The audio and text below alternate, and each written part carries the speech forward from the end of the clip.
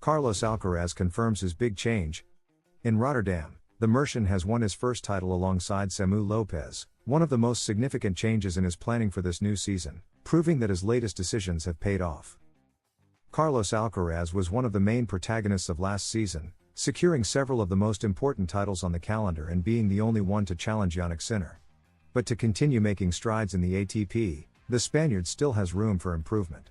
To achieve this, he decided to make several changes for 2025, with a new coach being the most important one. The right-hand man of the world's number 3 is Juan Carlos Ferrero, a master whom the apprentice has already surpassed, thanks to his triumph in Rotterdam. With this ATP 500 title, Carlitos claims his 17th title, surpassing his main coach, who has 16 trophies in his career. A sorpaso that the Mercian acknowledges has intensified the friendly rivalry between them. But this victory was not achieved with Ferrero by his side, but rather with Samu Lopez as his official coach, after the former Valencian tennis player stayed home with his family. Carlos Alcaraz praises Samu Lopez as his coach. Ferrero's decision has meant a step forward for Samu Lopez, who has officially joined Carlos Alcaraz's team this season.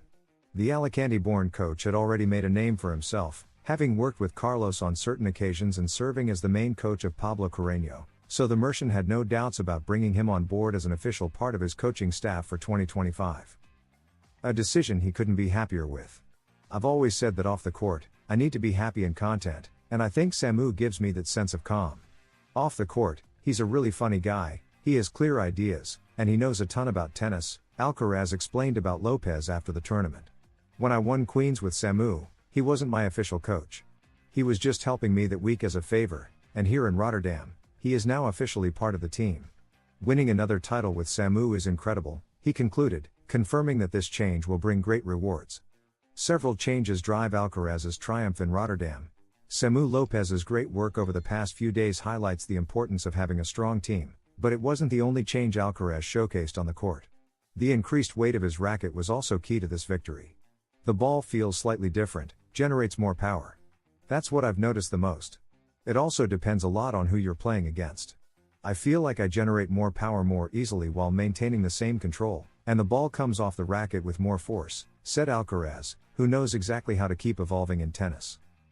Carlos Alcaraz and his ambitious ranking climb, 2 key months on hard courts to overtake Alexander Zverev.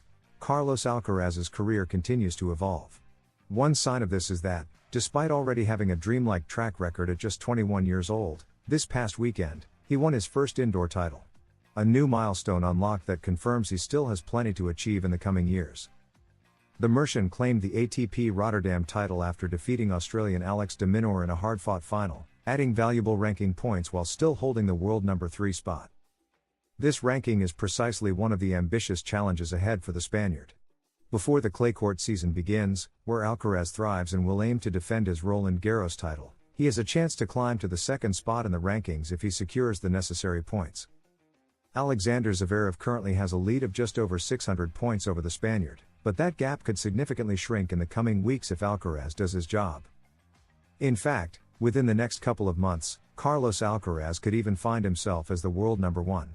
It should not be forgotten that Jannik Sinner is still awaiting his doping hearing, scheduled for April 16th and 17th, which could result in a long-term suspension for the Italian. No surface change. This season's start is vastly different for Carlos Alcaraz compared to last year. In 2024, he tested clay early in the season by playing in Buenos Aires and Rio de Janeiro, but this time, he has chosen to focus entirely on hard courts.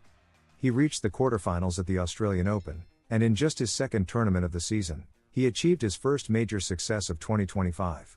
Rotterdam crowned the Mercian after his victory over Alex de Minaur in the final, earning his first indoor title. There will be no surface change for the current world number 3 until the clay court season arrives. Less adaptation, fewer transitions, and also less physical and mental strain for the Mercian.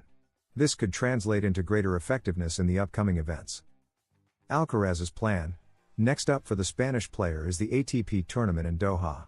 This event has the added attraction of Novak Djokovic's return, barring any last-minute setbacks, and will feature a strong lineup of top-ranked players, but that doesn't intimidate Alcaraz. This tournament presents a perfect opportunity for Carlos Alcaraz to close the points gap with Alexander Zverev. The German will not be competing, and Alcaraz didn't play last year, meaning the current 600-point difference will likely shrink. Following an exhibition in Puerto Rico, the Spaniard will head to a crucial event at Indian Wells. Here, Alcaraz will defend his title and aim for his third consecutive trophy after wins in 2024 and 2023. It's a tournament that brings good vibes to the Mercian, but he'll need to defend his points. Before the clay season kicks off, Juan Carlos Ferrero's protege will travel to Miami in late March. Last year, he only reached the quarterfinals, meaning there's room to gain crucial points that could further close the gap between him and Zverev. If everything goes according to plan, Carlos Alcaraz could arrive in Monte Carlo at the start of the clay season, breathing down Alexander Zverev's neck in the rankings. The wheels are in motion, and the Mercian knows exactly what he needs to do. The lesson Alcaraz has taught Djokovic despite the age gap: when he loses. Djokovic also praised Carlos Alcaraz, one of the most popular players on the tour despite being just 21 years old and not having been on the circuit for long. If we talk about charisma, Alcaraz has always stood out. Not just because of his game and achievements at such a young age, but because he is a fair and kind player to everyone, he said. In fact, Noel admitted that Carlitos has taught him a lesson in how to handle losing, as he takes defeats well despite his youth, something Djokovic struggled with early in his career. When he loses, he does so with a smile, which I find impressive for someone so young and with limited experience in this world. Furthermore, Djokovic once again highlighted the maturity that Carlos Alcaraz demonstrates despite his age. The Mercian's values have been praised on numerous occasions, as he consistently displays sportsmanship that is rare to see. Carlos Alcaraz carries himself as if he has been on the circuit for over 10 years. I think this is due to his great upbringing, the environment he is in, and his coach, Juan Carlos Ferrero. He's a Grand Slam champion who has taught him from a young age what it means to be an athlete, not just competitively but also in learning the values of sports and how to be a role model for younger generations, he stated. Beyond his reflections on Carlos Alcaraz, Novak Djokovic also addressed his personal goals and the milestones he is still chasing in his illustrious career. One of his immediate objectives is reaching his 100th career title, a feat that has proven elusive despite his continued dominance on the ATP Tour. I hope title number 100 comes in Doha. I've been chasing it for a long time, since October last year, Djokovic admitted, acknowledging the challenge of securing this significant achievement. The Serbian legend has won tournaments across all surfaces, adapting his game year after year to stay at the top, but this particular milestone has remained just out of reach. Doha presents an ideal opportunity for him to finally claim it, especially given his strong track record in similar ATP 250 and ATP 500 events.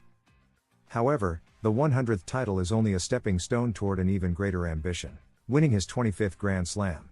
The 25th Grand Slam is a much bigger challenge, but I believe I can achieve it, Djokovic stated with confidence.